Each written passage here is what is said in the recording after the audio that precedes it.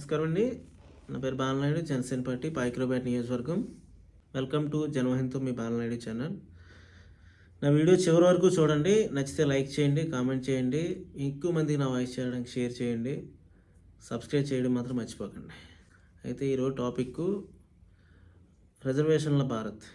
ఎందుకని ఇది చేయాల్సి వస్తుందంటే, ఈ మధ్య ఎస్సీ సోదరులు మాకు ఏబిసిడి వర్గీకరణ జరగాలి, ఎందుకంటే రిజర్వేషన్లో ఒక సామాజిక వర్గానికి మాత్రమే ఎక్కువగా లబ్ధి చేకూరుతుంది, మాకు చేకూరట్లేదని చెప్పేసి దానిలో కృష్ణ మాదిగ గారు గత కొన్ని సంవత్సరాలుగా పోరాడి ఎలా అయితే ఇటు స్టేట్ గవర్నమెంట్ అప్పట్లో ఉమ్మడి ఆంధ్రప్రదేశ్లో ఉండే చంద్రబాబు నాయుడు అయితే తర్వాత మొన్న మోడీ గారి దగ్గర నుంచి బీజేపీ దగ్గర నుంచి స్పష్టమైన హామీ తీసుకున్నారు. అలాగే దాని మీద వర్గీకరణకి ముందుకెళ్తే వీళ్ళు వేరే మళ్ళీ మాల సోదరులు దీని మీద కోర్టుకు వెళ్తే కోర్టు కూడా దీన్ని ఏబిసిడి వర్గీకరణ జరగడం కరెక్టే అని చెప్పేసి వీళ్ళకి మాదిగలకు అనుకూలంగా ఇవ్వడంతో మరొకసారి ఈ రిజర్వేషన్ల అంశం భారతదేశంలో తెర మీదకి వచ్చింది.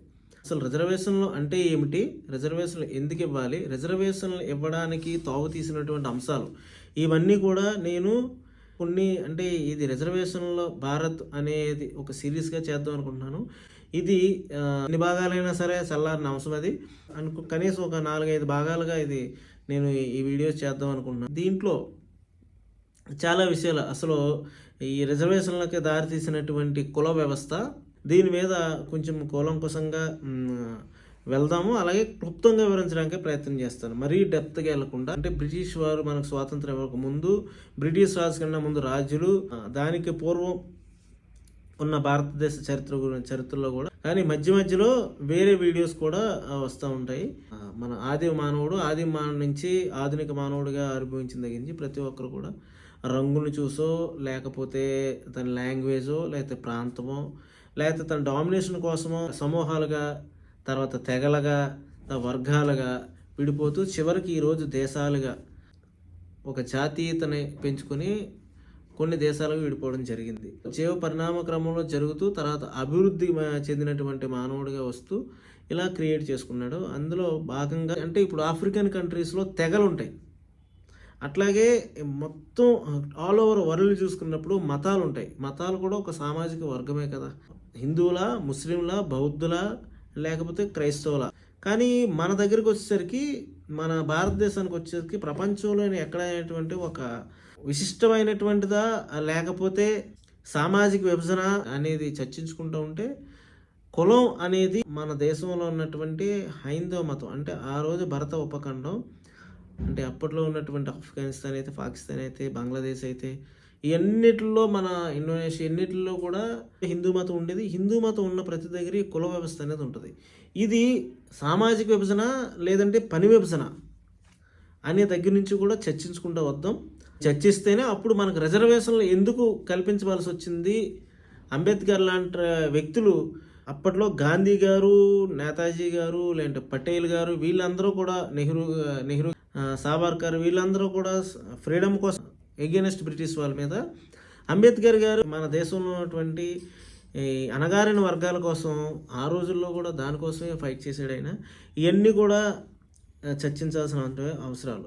అప్పుడే మనకి రిజర్వేషన్ల యొక్క విశిష్టత, దీనివల్ల ఎంతవరకు ఉపకరించింది ఆయా వర్గాలకు అనేది కూడా దీంట్లో అర్థమవుతుంది అన్నమాట.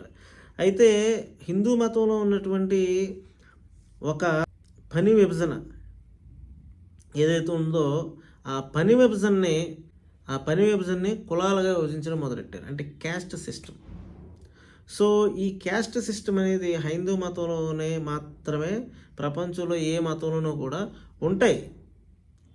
అంటే వేరే మతంలో కానీ లేదంటే వేరే ప్రాంతంలో కానీ వీటిల్లో మతం వేరేది ఉన్నా సరే అక్కడిక్కడ సమూహాలుగా వర్గాలుగా విభజించబడి ఆ వర్గాలకి చెంది ఉంటారు. కానీ ఇంత భిన్నత్వంలో ఏకత్వంగా ఉన్నటువంటి కుల వ్యవస్థ అనేది ఒక భారతదేశంలో మాత్రమే ఉన్నటువంటి వ్యవస్థ. చతుర్వర్ణ వ్యవస్థ అంటారు దీన్ని. అంటే బ్రాహ్మణ, క్షత్రియ, వైశ్య, శూద్ర అనే 4 వర్గాలు.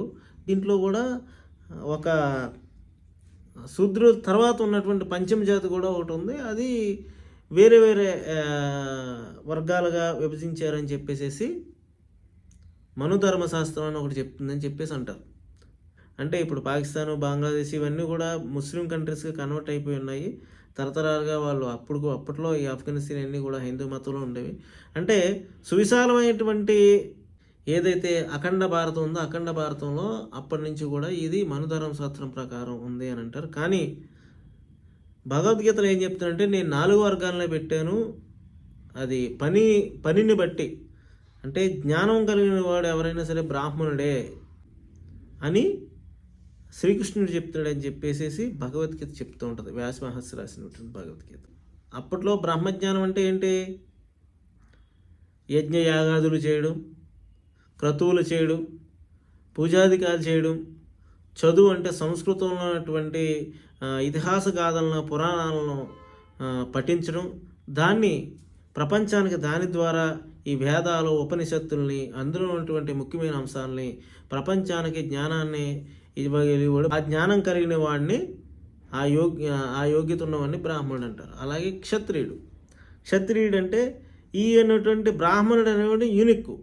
కానీ క్షత్రియుడు అనే పరిపాలకుడు, అంటే పరిపాలించడానికి ఒక వర్గం కావాలి కాబట్టి భుజబలం ఎవరైతే ఉందో దాందే మేధస్సు ఉన్నవాడు బ్రాహ్మణుడు అయితే, మేధస్సు ఉన్నవాడి సలహాలు తీసుకొని భుజబలంతో ఎవరైతే శత్రువుని సంహరించి తన యొక్క ఒక ప్రాంతాన్ని కాపాడుకుంటాడో వాళ్ళని క్షత్రియుడు అంటారని, వాళ్ళకి క్షత్రియ కులం అని చెప్పి, అంటే క్షత్రియ కులంగా విభజించారు. ఇంకా వయస్సులు ఏవంటే ధర్మం ప్రకారం ప్రజలకు అవసరాలు తీర్చడానికి వాళ్ళు వ్యాపారం చేయాలి కాబట్టి అట్లా వ్యాపారం చేయడానికి ఉద్భవించినటువంటి జాతి వైశ్యులు అని చెప్పి అంటారు. అలాగే శూద్రులు అంటే ఏంటంటే ఈ చతుర్వర్ణంలో ఈ 3 వర్గాలు కూడా పై వర్గాలు.